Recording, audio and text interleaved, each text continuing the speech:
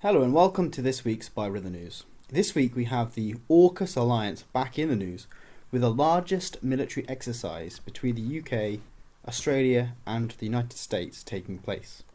In a press release by the UK Ministry of Defence, Ben Wallace, who's the UK's Defence Secretary, he announced that since July the 22nd this year, the Aukus nations have been conducting a military exercise testing their joint capabilities across land, sea, air and also in digital domains. More than 34,000 troops were involved in the exercises that saw UK Royal Marines Commando force embarked on HMAS Adelaide, which is Australia's largest warship. The exercise involved ship-to-shore landings among other military readiness assessments. This all comes in the context of the recent Aukus agreement, which was a security pact between the UK, Australia and the United States, which was first announced on the 15th of September in 2021. At the time, it severely upset relations with the French, as it involved Australia cancelling a large submarine order from France and ordering nuclear submarines from the United States instead. At the time, some Australian politicians were concerned that such a snub to such a leading European Union member could have serious negative implications to their relationship with the European Union, and therefore would mean that the decision would mean there would be no way back from AUKUS for Australia should they change their mind in the future. Former Liberal Prime Minister Tony Abbott said the agreement was the biggest decision that any Australian government had made in decades, because it indicates that we are going to stand shoulder to shoulder with the United States and the United Kingdom in meeting the great strategic challenge of our time. The agreement at the time caused some debate in Canada, with opposition leaders questioning the government why they had not also joined the agreement. Leader of the opposition, Erin O'Toole, committed to trying to join the alliance if he were to be elected in the next Canadian election. New Zealand, which has a very strong principle against nuclear submarines and has a ban on them in their waters, even they had some debate about the issue, with some pushing to join AUKUS but standing back from some of the submarine operations.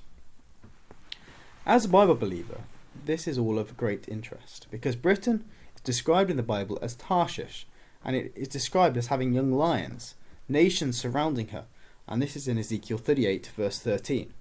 We read, Sheba and Dedan and the merchants of Tarshish, with all the young lions thereof, shall say unto thee, Art thou come to take a spoil? Hast thou gathered thy company to take a prey, to carry away silver and gold, to take away cattle and goods, to take a great spoil? And so we see these nations with Tarshish, the young lions of that nation of Tarshish. And the word for young lion is in some places actually translated as villages. In Nehemiah 6 verse 2, Nehemiah is asked to meet Sanballat at the villages in the plain of Ono. And that word for villages is the same word translated young lion.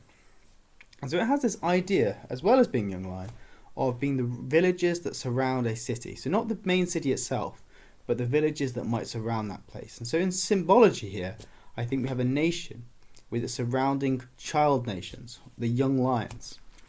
And so what we see here is at the time of Christ's return, the nation Tarshish, which we believe is Britain, is standing united with those young lion nations, the offspring nations of Britain.